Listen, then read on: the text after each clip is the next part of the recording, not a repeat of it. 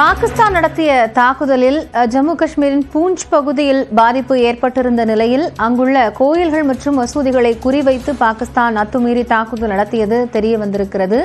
இதனால் அந்த பகுதியில் பாதிப்புகள் ஏற்பட்டிருக்கின்றன. குறிப்பாக கோயில் மற்றும் மசூதிகளை குறிவைத்து பாகிஸ்தான் இந்த தாக்குதலை மேற்கொண்டு வருவதாக கூறப்படுகிறது. இதுகுறித்த கூடுதல் தகவல்களை செய்தியாளர் சுசித்ராவிடம் கேட்கலாம்.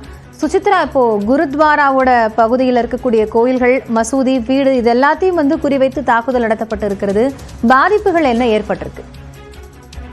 காயத்ரி, ஜம்மு காஷ்மீருடைய பூஞ்ச், அதாவது இந்தியா பாகிஸ்தான் எல்லைக்கு மிக அருகில் இருக்கக்கூடிய இந்த பூஞ்ச் மாவட்டத்தை பொறுத்தளவில் அங்கு இருந்த சீக்கிய குருத்வாராவில் நடத்தப்பட்ட தாக்குதல் நேற்று 3 பேர் ஏற்கனவே உயிரிழந்த நிலையில் தற்பொழுது மீண்டும் ஒரு தொடர் தாக்குதல் எடுத்து அங்கு இருக்கக்கூடிய கோவில்கள், குருத்வாராக்கள் மற்றும் மசூதிகளை குறிவைத்து பாகிஸ்தானுடைய அந்த ஒரு தாக்குதல் என்பது நடத்தப்பட்டுள்ளது மிக தற்பொழுது தெளிவாகி இருக்கிறது. ஷெல்லிங் அடிப்படையிலான இந்த தாக்குதல் என்பது எல்லை தாண்டி பூஞ்ச் மாவட்டத்தில் இருக்கக்கூடிய கோவில்கள், குருத்வாராக்கள் மற்றும் மசூதிகள் மீதான ஒரு தாக்குதலை குறிவைத்து தாக்கப்பட்டுள்ளது. மிகவும் அதிர்ச்சியை ஏற்படுத்தியுள்ளது என்ற ஒரு கருத்தை அந்த பகுதியில் இருக்கக்கூடிய பொதுமக்கள் தெரிவித்திருக்கிறார்கள்.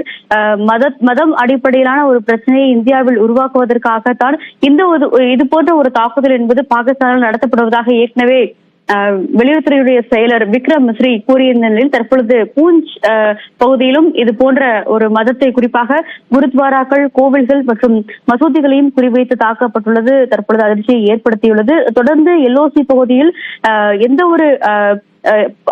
ஒரு பாதிப்பும், குறிப்பாக கடுமையான பாதிப்புகள் நேற்று முதல் ஏற்பட்டுள்ள நிலையில் 9 மணிக்கு இந்த ஒரு சம்பவம் என்பது யாரும் அருகே அந்த பகுதியில் இல்லாத பொழுது இந்த ஒரு தாக்குதல் என்பது பாகிஸ்தானுடைய ராணுவத்தால் செய்யப்பட்டுள்ளது. யாருக்கும் உயிர் சேதம் என்பது ஏற்படவில்லை என்றாலும் அந்த கோவில்கள் என்பது கடுமையாக பாதிக்கப்பட்டுள்ளது. குருத்வாராவும் இதில் முழுமையாக சேதமடைந்துள்ளதாக அந்த பகுதியினுடைய பொதுமக்கள் தெரிவித்திருக்கிறார்கள். பாகிஸ்தானுடைய ராணுவத்தால் காலை 9 மணிக்கு இந்த ஒரு தாக்குதல் என்பது நடத்தப்பட்டுள்ளது எனவும் இந்த கோவிலுடைய தாக்குதலை பொறுத்தளவில் அந்த கோவிலுடைய தலைமை பூஜாரியாக இருக்கக்கூடிய சுவாமி கிருஷ்ணானந்த் அளித்துள்ள பேட்டியிலும் இது தொடர்பான அந்த ஒரு தகவல்களை அவர் குறிப்பிட்டுள்ளார். வாட்டர் டேங்குகளையும் முழுமையாக சேதப்படுத்தி ஒட்டுமொத்தமாக அந்த கோவிலை சீர்குலைக்குமான விதத்திலான ஒரு தாக்குதல் என்பது பாகிஸ்தான் ராணுவத்தால் நடத்தப்பட்டுள்ளது என்ற ஒரு கருத்தையும் அவர் வெளியிட்டுள்ளது மிக முக்கியமாக பார்க்கப்படுகிறது. எதிரிகள் வேண்டுமென்றே இது போன்ற தாக்குதலில் திட்டமிட்டு ஈடுபடுகிறார்கள் என்ற ஒரு கருத்தையும் அவர் தற்பொழுது தெரிவித்துள்ளார். காயத்ரி, சுசித்ரா, இப்போ இந்த தாக்குதலை தொடர்ந்து இந்தியா தரப்பிலிருந்து அந்த பகுதிகளை ஒட்டுமொத்தமாக கட்டுக்குள்ள கொண்டு வரதுக்கான நடவடிக்கை அல்லது அங்க வேற ஏதானும் முறைகள்ல எந்த மாதிரியான தாக்குதல் நடத்துறதுக்கு அப்படிங்கான திட்டமிடல் இருக்கா? காயத்ரி, ஜம்மு காஷ்மீருடைய 7 பகுதிகள், குறிப்பாக பூஞ்ச், உரி, பாரமுல்லா, பஹல்காம் உள்ளிட்ட எல்லை பகுதியில் வரக்கூடிய அந்த ஒரு பகுதிகளை பொறுத்த அளவில் பொதுமக்களை பாதுகாப்பான இடங்களுக்கு மாற்றுவதற்கான ஒரு ஏற்பாடுகள் செய்யப்பட்டுள்ளது. மிக முக்கியமாக பாரமுல்லாவை பொறுத்த அளவில் ஒருவேளை போர் என்பது அதிகாரப்பூர்வமாக தொடங்கும் பட்சத்தில் அங்கு இருக்கக்கூடிய பொதுமக்களை வெளியேற்றுவதற்காக சுமார் 500 to 520 பஸ்கள், பேருந்துகள் தற்பொழுது தயார் நிலையில் அந்த பகுதியில் இந்திய ராணுவத்தால் வரவழைக்கப்பட்டுள்ளது குறிப்பிட்டது. ஒவ்வொரு மாவட்டங்களிலும் தேவைப்படும் பட்சத்தில் பொதுமக்களை பத்திரமாக ஷெல்டர்கள் மற்றும் மற்ற பாதிப்பு இல்லாத பகுதிகளுக்கு அழைத்து செல்வதற்கான அந்த ஏற்பாடுகளையும் மாநில அரசும் மத்திய பாதுகாப்புத்துறை மற்றும் இந்தியாவினுடைய ராணுவமும் இணைந்து செய்துள்ளது. மேலும் கண்காணிப்புகள் என்பது தொடர்ந்து வான்வெளி மற்றும் தரைவழியான கண்காணிப்புகள் செய்யப்பட்டு வந்தாலும் இந்த ஒரு தாக்குதல்கள் ஒரு சில நேரங்கள் அந்த எல்லை தாண்டிய தாக்குதல்கள் என்பது தொடர்ந்து பாகிஸ்தானால் முன்னெடுக்கப்பட்டு வருகிறது.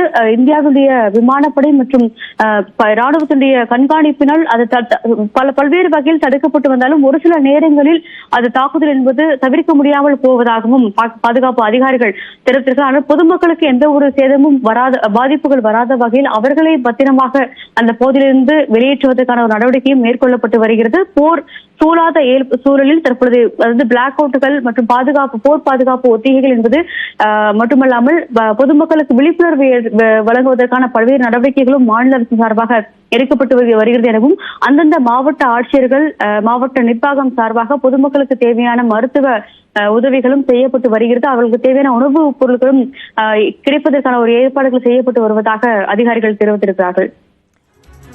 சுசித்ரா, மக்களுக்கு பாதிப்பு ஏற்படாத வகையில் நடவடிக்கைகள் ஒருபுறம் மேற்கொள்ளப்படுகின்றன. இந்த எவாக்குவேஷன் அப்படின்னு சொல்லப்படக்கூடிய பாதுகாப்பாக வெளியேற்றம் அப்படிங்கிற நடைமுறையும் அரசால் மேற்கொள்ளப்படுகிறது. ஒருபுறம் அமெரிக்கா தரப்பிலிருந்து பாகிஸ்தான் இந்த லாகூர் பகுதிகளில் இருக்கக்கூடியவர்கள் பாதுகாப்பாக இருக்க மாதிரியும் அங்கிருந்து வெளியேறும்படியும் சொல்லப்பட்டிருக்கிறது.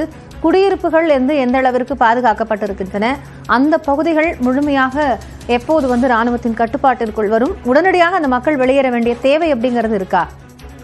தற்பொழுது வரை மத்திய உள்துறை அமைச்சருடைய அறிவிப்பின் அடிப்படையில் பொதுமக்கள் உடனடியாக வெளியேற்றப்பட வேண்டும் என்ற ஒரு உத்தரவுகள் என்பது பிறப்பிக்கப்படவில்லை. மிக முக்கியமாக போர் சூழும் ஒரு நிலை ஏற்பட்டால் மட்டுமே பொதுமக்களை அவர்கள் அங்கிருந்து மீட்பதற்கான ஒரு நடவடிக்கைகள் எடுக்கப்படும். இருந்தாலும் இந்த தொடர் தாக்குதல் என்பது எல்லை கட்டுப்பாட்டு பகுதிகளாக இருக்கக்கூடிய மிக முக்கியமாக பூஞ்ச் மாவட்டம், அது மட்டுமில்லாமல் பாரமுல்லாவினுடைய ஒரு சில கிராமங்கள், அதாவது எல்லைப்புறத்தில் இருக்கக்கூடிய கிராமங்களில் இந்த தொடர் தாக்குதல் என்பது நடைபெற்று வரும் நிலையில் நேற்று முதல் அந்த ஒரு சில கிராமங்களை சேர்ந்த பொதுமக்கள் அங்கிருந்து மீட்கப்பட்டு பத்திரமாக மாற்று இடங்களுக்கு அனுப்பி வைக்கப்பட்டுள்ளார்கள். அவர்களுக்கு தேவையான உதவிகளையும் இருப்பிடங்களையும் மாநில நிர்வாகம், குறிப்பாக முதல்வர் தலைமையிலான அந்த ஓமர் அப்துல்லா தலைமையிலான அந்த ஒரு குழு சிறப்பு குழு என்பது ஏற்பாடு செய்துள்ளதாக அம்மாநில முதல்வர் தெரிவித்தார். இன்று காலை கூட பொதுமக்களுக்கு தேவையான நடவடிக்கைகளை ஏற்பாடு செய்வதற்கான ஒரு கண்காணிப்பு அந்த அதிகாரிகளுடன் அவர் ஆலோசனை செய்தது மிக முக்கியமாக பார்க்கப்படுகிறது. பாதிக்கப்பட்ட கிராமங்களை சார்ந்த அந்த பொதுமக்கள் மீட்கப்பட்டிருந்தாலும் அனைவரும் இந்த மாவட்டங்களை, எல்லைப்புற மாவட்டங்களிலிருந்து உடனடியாக வெளியேற வேண்டும் என்ற ஒரு உத்தரவு என்பது தற்பொழுது வெல்லும் பிறப்பிக்கப்படவில்லை. அமெரிக்கா, இங்கிலாந்து உள்ளிட்ட நாடுகளை பொறுத்தளவில் இந்தியாவில் ஜம்மு காஷ்மீர் மாநிலத்திற்கு இந்த பாதுகாப்பு காரணங்களுக்காக செல்வதை தவிர்க்க வேண்டும் என்ற ஒரு உத்தரவை அந்நாட்டு அரசுகள் பிறப்பித்திருக்கின்றன. அதே சமயம் பாகிஸ்தான் செல்வதை அறவே தவிர்க்க வேண்டும் என்ற ஒரு அறிவிப்பையும் அமெரிக்கா அந்நாட்டினருக்கு ஒரு உத்தரவாக பிறப்பித்தது மிக முக்கியமாக பார்க்கப்படுகிறது. உதவி மையங்கள் சர்வதேச நாடுகளினுடைய அந்த எம்பசிகள், தூதரங்கள் வாயிலாக மட்டுமல்லாமல் உள்நாட்டினுடைய உதவி மையங்களும், குறிப்பாக ஜம்மு காஷ்மீர் மாநிலத்துடைய உதவி எண்கள், உதவி விவரங்கள், அதிகாரிகளுடைய விவரங்கள் அனைத்துமே இந்த எல்லைப்புற பகுதிகளில் வசிக்கக்கூடிய பொதுமக்களுக்கு வழங்கப்பட்டு தேவையான நடவடிக்கைகளும் ஏற்பாடு செய்யப்பட்டுள்ளது மிக முக்கியமாக பார்க்கப்படுகிறது. அதாவது பேருந்து சேவைகள் மட்டுமல்லாமல் ஆம்புலன்ஸ் வசதிகள், குடிநீர் வசதி என அனைத்திற்குமே தயாரான ஒரு நிலையில் உள்ளதாக மாநில அரசும் தெரிவித்துள்ளது குறிப்பிடத்தக்கது. காயத்ரி, நன்றி சுசித்ரா, விரிவான விவரங்களை இணைந்து வழங்கியமைக்காக.